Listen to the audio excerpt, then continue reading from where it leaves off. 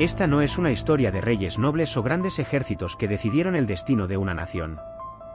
Es la historia más oscura y brutalmente reprimida de cómo una catástrofe se utilizó como laboratorio para la ingeniería social, y cómo las figuras más insospechadas, 3 mujeres victorianas, se convirtieron en las artífices de un sufrimiento tan profundo que marcaría genéticamente a una población durante generaciones. En los próximos minutos, verás cómo el mayor desastre humanitario del siglo XIX fue entregado a un aristócrata poseído por una ideología, un contable fanático y una reina emocionalmente incapacitada por las perversiones de su marido. Y cómo sus decisiones, impulsadas por una escalofriante mezcla de teoría económica y desprecio racial, crearon un modelo de control que todavía se utiliza hoy en día en tu contra. El beneficio de descubrir esta historia enterrada es una claridad brutal. Comprenderás que el lenguaje de la crisis, de la emergencia, siempre ha sido el arma elegida por aquellos que ven a las personas no como almas que hay que salvar, sino como problemas que hay que gestionar, eliminar y rehacer. El cielo sobre Irlanda en el verano de 1845 tenía el color de un hematoma de un día, un gris apagado y siniestro que parecía oprimir la tierra misma. De ese extraño cielo caía una humedad silenciosa, casi imperceptible, un rocío que se posaba sobre las hojas de las plantas de papa que cubrían la isla como una manta verde. Era la llegada del Phytophthora infestans, el tizón de la papa. Era un asesino silencioso e invisible. En cuestión de días, aquellos exuberantes campos verdes se transformaron en una visión de pesadilla. Las plantas se ennegrecieron y se marchitaron, colapsando en una podredumbre viscosa y maloliente. El aire, antes fresco con el aroma de la tierra, se volvió denso con el olor de la descomposición, un perfume dulce y nauseabundo de muerte que se cernía sobre el campo. Para los 8 millones de habitantes de Irlanda, un tercio de los cuales dependía de la patata como única fuente de sustento, no se trataba de un problema agrícola. Era el fin de su mundo. La patata era más que un alimento, era la vida misma, la base de su existencia. Una sola hectárea podía alimentar a una familia durante un año. Su fracaso era el fracaso de todo. Imaginemos la conmoción, el terror primitivo de un padre que camina por su campo al amanecer y sus dedos rozan las hojas que se han convertido durante la noche en un limo negro y resbaladizo. Se hundiría de rodillas, sin comprender aún las teorías económicas que sellarían su destino. Pero sabiendo en lo más profundo de su ser la fría y simple verdad, se avecinaba el hambre. En Londres, la noticia no fue recibida con alarma, sino con interés. Para los hombres poderosos del gobierno británico, liderados por el primer ministro Sir Robert Peel, la plaga era un lamentable desastre natural, pero también una oportunidad. Peel, un conservador intelectual, vio la oportunidad de comenzar a desmantelar las leyes del maíz, aranceles proteccionistas que mantenían el precio del grano extranjero artificialmente alto para beneficiar a los ricos terratenientes británicos. Argumentó que la derogación de estas leyes permitiría importar cereales baratos para alimentar a los irlandeses. Era una solución económica racional. Organizó la compra secreta de maíz y harina de maíz por valor de 100.000 libras esterlinas, procedentes de América, un envío que se conocería como el azufre de Peel, por su color amarillo y su infernal dificultad para molerlo y digerirlo. Sus acciones, aunque defectuosas, se basaban en la premisa de la intervención estatal. Pero su gobierno cayó y los vientos políticos cambiaron violentamente. La nueva era pertenecía a la ideología del laissez-faire, o dejar hacer, o dejar en paz. No se trataba simplemente de una política económica, para sus más fervientes adeptos, era un dogma moral y casi religioso. El mercado era sacrosanto, una fuerza natural que, como un dios, no debía ser interferida. Proporcionar ayuda directa, dar algo a cambio de nada, se consideraba un pecado contra el orden natural, un acto que distorsionaría el mercado y crearía una nación de dependientes perezosos. Esta teoría abstracta, ideada en los cómodos clubes londinenses, estaba a punto de ponerse a prueba con una población hambrienta de millones de personas. Aquí es donde realmente comienza nuestra historia, en la entrega del poder absoluto sobre la vida y la muerte a los discípulos de este nuevo dogma. La primera y más importante de estas figuras fue Charles Edward Trevelyan, subsecretario del Tesoro. Es un error garrafal considerar a Trevelyan como un simple burócrata. Era el sumo sacerdote del laissez-faire, un hombre cuyo fanatismo solo era comparable a su competencia burocrática. En su mente, la hambruna no era una tragedia que debiera resolverse, sino un mecanismo divino de corrección. Escribió: el juicio de Dios envió la calamidad para enseñar una lección a los irlandeses. Esa calamidad no debe mitigarse en exceso. El verdadero mal con el que tenemos que lidiar no es el mal físico de la hambruna, sino el mal moral del carácter egoísta, perverso y turbulento del pueblo irlandés. Reflexionemos sobre ello. El verdadero mal no era el hambre de 1 millón de personas, sino el carácter de los que pasaban hambre. Se trataba de una ingeniería social a escala monstruosa. La hambruna era el laboratorio y Trevelyan era su científico jefe. Y él informaba y recibía órdenes de nuestra primera reina de la hambruna, no Victoria, sino la mujer que realmente controlaba las finanzas, el ministro de Hacienda, Sir Charles Wood. Pero para comprender el poder que una mujer podía ejercer en este sistema, primero debemos comprender a la reina que lo presidía todo. Victoria no era una monarca poderosa en el sentido político. Era una figura constitucional, pero tenía una inmensa fuerza cultural y simbólica. Y en 1861, cuando la larga sombra de la hambruna aún perduraba, se sumió en un profundo y patológico dolor por la muerte de su marido, el príncipe Alberto. Este dolor se convirtió en su característica definitoria, un duelo del que nunca salió. Se retiró de la vida pública, vistiéndose a sí misma y a su corte de negro, y se convirtió en una figura distante y espectral. Su ausencia emocional creó un vacío, y en ese vacío entraron los verdaderos gobernantes, los Trevelyan, los Wood y los puristas ideológicos. El papel de Victoria era el de una aquiescencia pasiva. Donó la considerable suma de 2.000 libras esterlinas para paliar la hambruna, una cantidad insignificante para una monarca, inferior a la que aportaron muchos terratenientes particulares, y expresó su compasión en sus diarios. Pero su principal preocupación era su propio dolor abrumador. Era una reina del dolor, no de la acción, y su incapacidad para controlar sus propias emociones permitió que otros gobernaran su reino con una crueldad desenfrenada. Esta es una lección sobre el trauma masculino, cuando el jefe simbólico, el rey, está ausente. Ya sea por muerte, debilidad u obsesión, la arquitectura del poder no se derrumba. Simplemente es capturada por aquellos con una voluntad más fría y dura. De vuelta en el laboratorio, el experimento de Trevelyan avanzó con una eficiencia escalofriante. Su herramienta principal era el plan de obras públicas. En lugar de limitarse a distribuir alimentos, el gobierno obligaba a los hombres hambrientos a trabajar para obtener ayuda. Imagínese esta escena: un hombre débil por una dieta a base de ortigas hervidas y col podrida, cuyo cuerpo ya está consumiendo su propia masa muscular, debe caminar kilómetros hasta el lugar de trabajo. Se le da un pico o una pala. Su tarea consiste en romper piedras para construir una carretera que no lleva a ninguna parte. Una carretera diseñada no para ser útil, sino simplemente para ser una tarea tan agotadora que solo atraiga a los verdaderamente desesperados. Trabajaría durante 10 horas bajo la lluvia helada y el barro del invierno irlandés. Por ello, ganaría un salario diario. Pero aquí radicaba la genialidad de la crueldad. El salario se fijó deliberadamente por debajo del precio de mercado de la mano de obra agrícola para no distorsionar el mercado laboral. Luego, con ese salario, tenía que competir en el mercado libre por la escasa comida disponible. Y como el gobierno importaba al mismo tiempo maíz indio de Peel, que vendía a los comerciantes de cereales, competía activamente con sus propios ciudadanos hambrientos por la comida.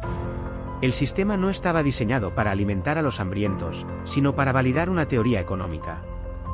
La prueba está en los datos. En el punto álgido de la hambruna, en 1847, más de 700.000 hombres rompían piedras para ganarse la cena, mientras sus familias morían de hambre a sus espaldas porque el salario era demasiado escaso para mantener a nadie más que al trabajador. Esta es la fiabilidad del sistema que han construido para ustedes hoy en día. El lenguaje cambia, pero el principio es eterno. Hacer que el sustento de la vida dependa de un sufrimiento que beneficia al sistema. Luego llegó 1847, el Negro 47, el peor año del horror. El gobierno, ante el fracaso total de sus obras públicas y el aumento de los costes, decidió cambiar de táctica. Aprobó la Ley de Comedores Sociales, una medida temporal que finalmente proporcionó ayuda directa en forma de sopa gratuita. Durante unos pocos meses, funcionó, se alimentó a 3 millones de personas al día. Pero este acto de humanidad fue una afrenta para los puristas ideológicos. Tenía demasiado éxito, era demasiado directo. Había que detenerlo. En junio de 1847, el gobierno cerró los comedores sociales y aprobó la Ley de Ampliación de la Ley de Pobres Irlandeses. Esta ley es una de las más crueles que se han promulgado jamás. Imponía toda la carga financiera del alivio de la hambruna a los propios terratenientes irlandeses mediante un nuevo impuesto llamado tasa de pobres. Si un terrateniente tenía inquilinos indigentes, tenía que pagar para mantenerlos. La solución para los terratenientes era tan simple como perversa: el desalojo masivo. Para evitar el impuesto, echaron a sus inquilinos hambrientos de sus hogares. Imagínese la conmoción, la traición absoluta. Una familia que ya vivía al límite de la existencia, apiñada en su cabaña de una sola habitación, oía el temido sonido del agente del propietario y un contingente de agentes de policía. Los sacaban a rastras y sus pocas posesiones eran arrojadas al barro. Luego, con brutal eficiencia, el techo de paja era arrancado o incendiado, y las paredes eran derribadas con un ariete, una herramienta diseñada específicamente para este fin, conocida como cuervo. La familia se quedaba sentada en un campo, viendo cómo el humo se elevaba de las ruinas de su hogar, con todo su mundo literalmente demolido a su alrededor. Solo entre 1849 y 1854, más de 500.000 personas fueron desalojadas. No se trataba de un efecto secundario económico, sino del resultado deseado. La tierra quedaba ahora libre de personas improductivas y podía convertirse en pastos más rentables para el ganado. El ganado, como ve, pagaba un alquiler. Las personas, no. Aquí es donde conocemos a la segunda reina de la hambruna, la que promulgó esta ley de desalojo masivo. No era una monarca distante, sino una titán política, Elizabeth, Lady Clarendon, esposa del Lord Teniente de Irlanda, representante directo de la reina en el país. Aunque su marido era el gobernante oficial, los relatos y cartas de la época dejan claro que Elizabeth era el verdadero poder detrás del trono. Era una intelectual formidable, una feroz defensora del laissez-faire y sentía un profundo desprecio por los irlandeses. Organizaba lujosos bailes y cenas en la Viceregal Lodge, en el Phoenix Park de Dublín, mientras que, justo al otro lado de las puertas, las calles se llenaban de figuras demacradas que mendigaban migajas de pan. En sus cartas privadas, se refería a los irlandeses como buitres y salvajes, y se oponía vehementemente a cualquier forma de ayuda directa, ya que creía que solo fomentaría su pereza. Era la revolucionaria del salón, la ejecutora ideológica que utilizaba la presión social y los argumentos intelectuales para garantizar que el experimento se llevara a cabo sin la molesta interferencia de la compasión. Era el conducto a través del cual las despiadadas políticas de Trevelyan no solo se aplicaban, sino que se celebraban y defendían en las más altas esferas del poder de la propia Irlanda. Su historia es la prueba definitiva de que el poder no siempre lleva corona ni se sienta en un parlamento. A veces susurra persuasivamente en una cena, armado con una creencia fanática en su propia rectitud. El paisaje de Irlanda se convirtió en un panorama infernal. Las carreteras estaban llenas de lo que se denominaba esqueletos andantes, personas tan demacradas que apenas parecían humanas. Sus cuerpos, en una última y horrible adaptación al hambre, solían cubrirse de un vello suave y fino llamado el jugo. Sus extremidades se hinchaban con el edema de la hidropesía por inanición, una cruel parodia de la salud. Se movían aturdidos, impulsados por un único instinto: encontrar comida. Comían hierba. Masticaban algas. Hay innumerables casos documentados de canibalismo, aunque nunca se sabrá el número real. Los asilos, diseñados como último refugio de los más indigentes, se convirtieron en osarios. Para entrar en uno, había que entregar a toda la familia. Hombres, mujeres y niños eran separados en diferentes pabellones, lo que suponía una tortura psicológica además de la privación física. Las enfermedades se propagaban sin control. El tifus, la disentería, la fiebre recurrente. Se les llamaba fiebres del hambre, por una razón. Los cadáveres eran tan numerosos que no se podían enterrar adecuadamente. A menudo se apilaban en fosas comunes o se dejaban en cabañas y campos abandonados para que se los comieran las ratas y los perros. Esa era la realidad de la teoría económica.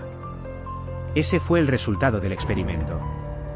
La población de Irlanda se redujo drásticamente de 8 millones a poco más de 6 millones en una década. 1 millón de personas murieron. Otro 1,5 millones huyó, apiñado en barcos podridos llamados barcos ataúd, para una aterradora travesía del Atlántico en la que el tifus y la desesperación campaban a sus anchas. Dejaron atrás un país silencioso y destrozado. No fue una tragedia inevitable. Fue un declive controlado. Fue una elección. Y en el centro de esta elección había 3 mujeres, una reina afligida que no supo liderar, una virreina que defendía la crueldad y una tercera, aún por presentar, que manejaba la maquinaria financiera que lo hizo todo posible. Habéis visto cómo la ideología, cuando la ejercen aquellos que se creen reformadores justos, puede convertirse en un arma de destrucción masiva.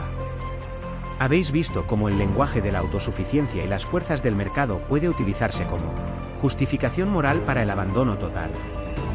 Pero la historia no ha terminado. El trauma infligido no fue solo físico. Fue psicológico y genético, y se repitió a lo largo de las generaciones de la diáspora irlandesa y de aquellos que se quedaron. Creó un legado de desconfianza, de dolor y de un tipo específico de trauma masculino, el trauma del padre que no puede alimentar a sus hijos, del hombre que se ve impotente ante un sistema distante e indiferente. Este fue el primer acto. El segundo acto es donde vemos las secuelas, donde vemos cómo este laboratorio de sufrimiento humano perfeccionó técnicas de control que se exportarían a todo el mundo, y cómo las cicatrices de esta hambruna provocada están escritas en el ADN mismo de millones de personas que viven hoy en día. Un monumento permanente a lo que sucede cuando a las mujeres armadas con una ideología fanática se les da el poder de decidir sobre la vida y la muerte. Pero la reina de la hambruna más peligrosa de todas sigue esperando en las sombras. No era una aristócrata ni una monarca. Era una arquitecta de asilos para pobres obsesionada con los números. Una mujer cuyas innovaciones burocráticas en materia de miseria crearían el modelo del estado de vigilancia moderno y definirían el significado mismo de la merecencia frente a la indigencia. Aquí es donde revelaremos cómo sus crueles cálculos dentro de los muros del asilo destrozaron para siempre a la familia irlandesa, y cómo su legado de comprobación de recursos y evaluación perpetua se está utilizando hoy en día para controlar tu comportamiento y despojarte de tu dignidad. La parte más oscura de la historia no es quien murió, sino el sistema que nació de su sufrimiento. El asilo era más que un edificio, era una idea hecha de piedra y desesperación, un instrumento meticulosamente diseñado para el desmantelamiento psicológico y físico. Cruzar su umbral era sufrir una muerte civil, renunciar no solo a tu libertad, sino también a tu identidad, tu familia y tu propia condición de ser humano. Y la artífice de este sistema, la tercera y más aterradora de nuestras reinas del hambre, no era una reina en absoluto.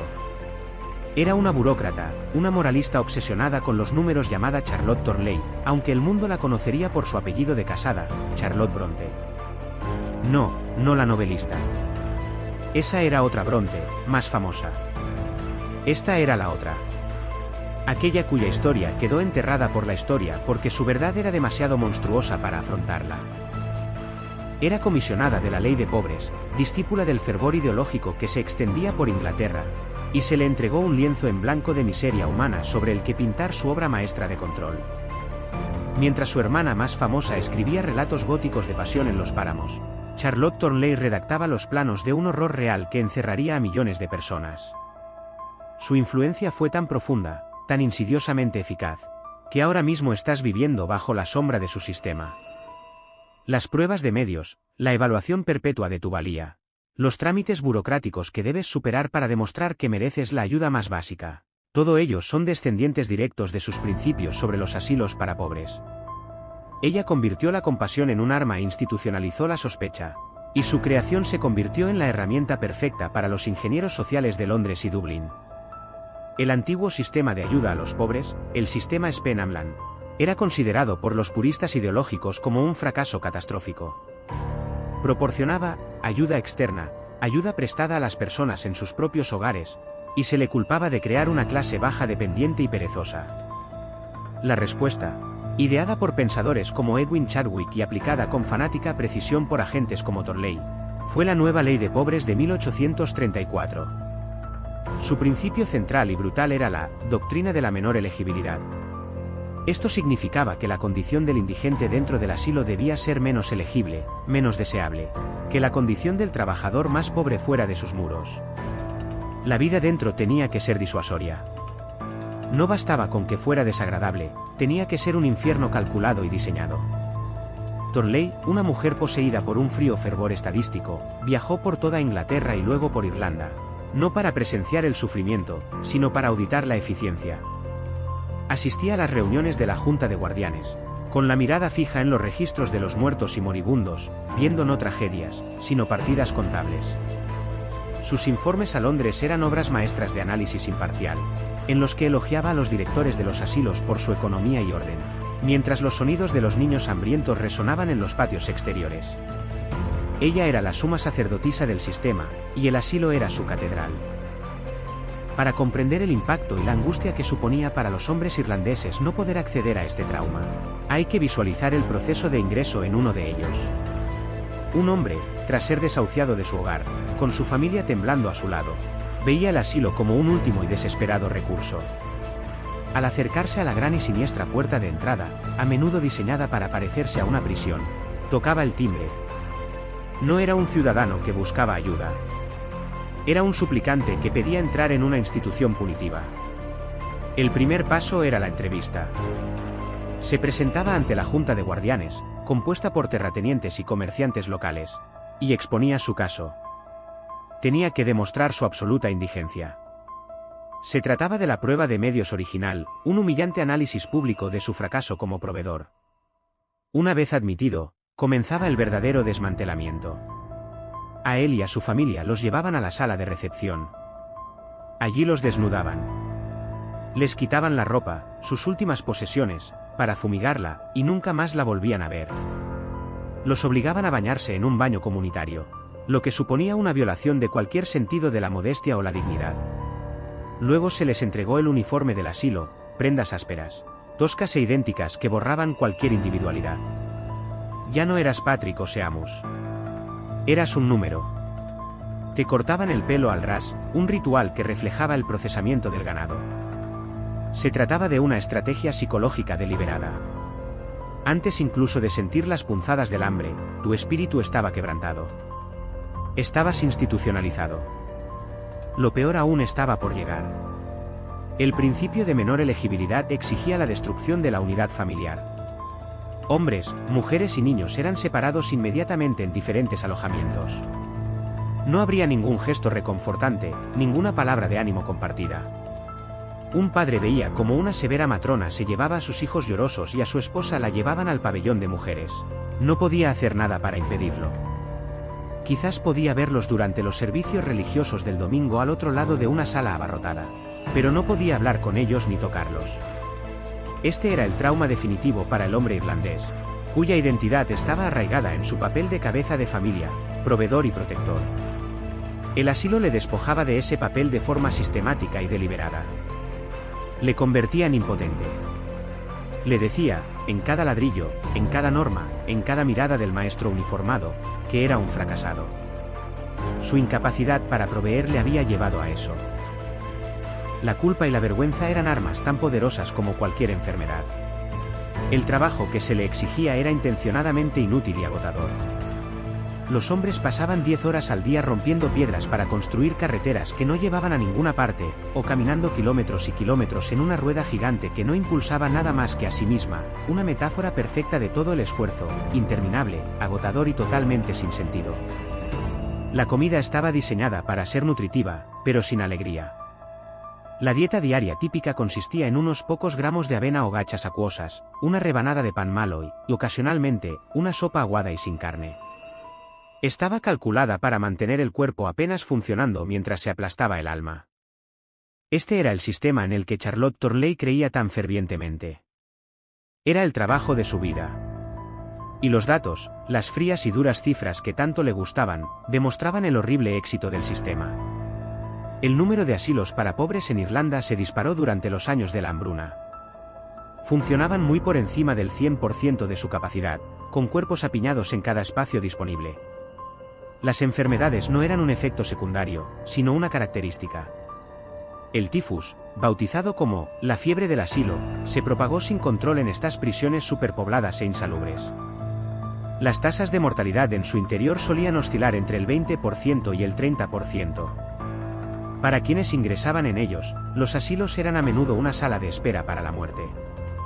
Los guardianes llevaban registros meticulosos, y los informes de Thornley alababan esta eficiencia. El coste por indigente se mantenía admirablemente bajo. El sistema estaba eliminando a los pobres que no merecían ayuda. La purga ideológica estaba funcionando. La sorpresa llega cuando te das cuenta de que esto no se consideraba un fracaso. Las altas tasas de mortalidad eran una señal de que el sistema estaba disuadiendo correctamente a todos excepto a los más desesperados. Era un círculo vicioso perfecto y autojustificado de crueldad. El horror del asilo era tan profundo que muchos preferían arriesgarse fuera. Hay innumerables historias de personas encontradas muertas de hambre en la carretera, a la vista de un asilo, con la boca manchada de verde por la hierba que habían intentado comer. Prefirieron una muerte libre en el campo a una muerte encarcelada entre esas paredes. Esa era la elección que ofrecía el sistema de Thornley. El trauma infligido por esta catástrofe provocada no terminó cuando la plaga remitió y los campos volvieron a ser verdes. Se codificó en el propio ser del pueblo irlandés, una cicatriz en el alma y una marca en el genoma. Los científicos ahora comprenden el campo de la epigenética, cómo el trauma y el entorno pueden cambiar la expresión de nuestros genes sin alterar la secuencia subyacente del ADN. La experiencia del hambre, del estrés profundo y prolongado, puede desencadenar cambios químicos que activan o desactivan los genes. Estos cambios pueden transmitirse a los hijos y nietos. Los hijos de los supervivientes de la hambruna pueden nacer con un metabolismo preprogramado para la escasez, un cuerpo que se prepara perpetuamente para la próxima hambruna. No se trata de una metáfora. Es ciencia pura y dura. Los estudios sobre los descendientes de los supervivientes del Holocausto muestran marcadores epigenéticos similares de estrés y ansiedad. Para los irlandeses, tanto en su país como en la diáspora, esto se manifestó como un complejo psicológico profundamente arraigado y a menudo tácito, un miedo a la autoridad nacido del recuerdo de la gente del terrateniente y del capataz del asilo, una mentalidad de escasez que valoraba el acaparamiento y desconfiaba de la abundancia, una tendencia al pesimismo, una expectativa cultural de que siempre está a punto de ocurrir algo malo. Esta es la píldora negra de la historia, la prueba innegable de que el pasado no es pasado. Vive y respira dentro de ti. El trauma del padre que no puede alimentar a sus hijos se convierte en la ansiedad del nieto que, a pesar de todas las pruebas de seguridad, siente un constante zumbido de fatalidad inminente. Esta es la herencia de las reinas de la hambruna. Pero la historia no termina con un pueblo destrozado. La inspiración, la alegría impactante y desafiante, se encuentra en la respuesta. Los irlandeses no desaparecieron sin más. Lucharon con la única arma que les quedaba, su cultura. En medio de los asilos, en los barcos ataúd y en los barrios marginales de Boston y Nueva York, se aferraron a sus historias. El Sean Chai, el narrador tradicional, se convirtió en un salvavidas para un mundo que estaba siendo sistemáticamente borrado. Contaban historias de Cuchulainn y los Fianna, historias de resistencia heroica y fuerza ilimitada. Celebraban velatorios por los muertos, convirtiendo el dolor insoportable en un ritual comunitario. Su música, antes prohibida, encontró su voz en el melancólico ritmo de la melodía y en la furiosa y alegre energía del reel. Esta música era una refutación directa de la desesperación que el sistema intentaba imponer. Era el sonido de un alma que no se doblegaba. La lengua irlandesa, aunque maltratada y reprimida, se mantuvo viva en pequeños grupos, como un código secreto de resistencia. Y entonces utilizaron las herramientas del amo. Aprendieron inglés y lo utilizaron para convertirse en algunos de los mejores escritores, poetas y políticos que el mundo angloparlante haya conocido jamás. Se organizaron en Estados Unidos. Formaron maquinarias políticas que, a pesar de todos sus defectos, protegieron a los suyos y finalmente los elevaron al poder. Se unieron a las fuerzas policiales y a los departamentos de bomberos. Tomaron las mismas instituciones que se habían utilizado para oprimirlos y aprendieron a trabajar dentro de ellas. Esta es la inspiración definitiva, la capacidad de absorber un golpe aparentemente demoledor, de quedar marcado genética y culturalmente, y sin embargo no solo sobrevivir, sino prosperar y dar forma al mundo moderno. El legado de las reinas del hambre es el mundo en el que vivís hoy. La burocracia fría, basada en datos y obsesionada con las evaluaciones que gobierna vuestra vida es descendiente directa de los libros de contabilidad de Trevelyan y las normas de los asilos de Thornley. El lenguaje de la merecencia que utilizan los políticos para debatir los programas sociales. Los interminables formularios que debéis rellenar para demostrar vuestra necesidad. La sospecha subyacente de que cualquiera que busque ayuda es probablemente un fraude. Estos son los fantasmas de la Ley de Pobres de 1834. Las reinas del hambre enseñaron a los poderosos una lección atemporal, que una crisis es la oportunidad perfecta para implementar cambios sociales y económicos radicales, que el lenguaje de la emergencia puede utilizarse para suspender el juicio moral e impulsar políticas que serían impensables en tiempos normales. Lo vemos ahora. Lo vemos en el lenguaje que se utiliza en torno a todas las crisis modernas. Es el mismo guión: crear un problema o explotar uno natural. Ofrecer una solución que implique la centralización del poder y la suspensión de la libertad. Utilizar datos e ideología para justificar el sufrimiento de quienes no lo merecen. Y asegurarse siempre, de que los artífices de la solución estén aislados de sus consecuencias. Las reinas del hambre no pasaron hambre en sus bailes de Dublín y en sus clubes de Londres. Sus equivalentes modernos no sufrirán las políticas que promulgan para ti. Entonces, ¿cuál es la lección para el hombre que siente el peso de esta historia? ¿Quién siente el eco de esa impotencia en su propia vida? La lección no es de desesperación, sino de claridad. El primer paso para resistirse a un sistema es comprender sus orígenes y llamarlo por su verdadero nombre. No estás fallando a un sistema. El sistema está diseñado para que fracases dentro de él. Está diseñado para que te sientas como ese padre irlandés que se encuentra impotente ante la junta de guardianes, al que le quitan a su familia. Debes reconocer que el lenguaje de la eficiencia, de la meritocracia, de las decisiones difíciles, a menudo no es más que un dialecto moderno del dogma del laissez-faire, una forma de justificar moralmente el abandono y la limpieza social. Tu trauma, tu ansiedad, tu sensación de estar siendo evaluado constantemente y de no estar a la altura, no es un fracaso personal. En parte es una herencia histórica, un fantasma en tu máquina colocado allí a propósito. El segundo paso es emular la respuesta irlandesa. Aférrate a tu cultura. Crea tus propias redes de confianza y apoyo fuera del sistema. Cuenta tus historias. Encuentra tu música. Utiliza las herramientas del amo si es necesario, pero nunca olvides que son herramientas y que pueden utilizarse para tus propios fines. Las reinas de la hambruna creían que podían utilizar el hambre para rehacer un pueblo a su imagen fría e ideológica. Fallaron. No crearon una nación de súbditos dóciles, sino una diáspora global de supervivientes, luchadores y narradores. Los capítulos más oscuros de la historia no son solo advertencias. También son planos para la resistencia. Llevas contigo el trauma, pero también llevas contigo la resiliencia. Heredas el dolor, pero también heredas la fuerza desafiante e indestructible de aquellos que se negaron a dejar que su historia terminara en una tumba en un asilo. Esa es tu historia. Esa es tu fuerza.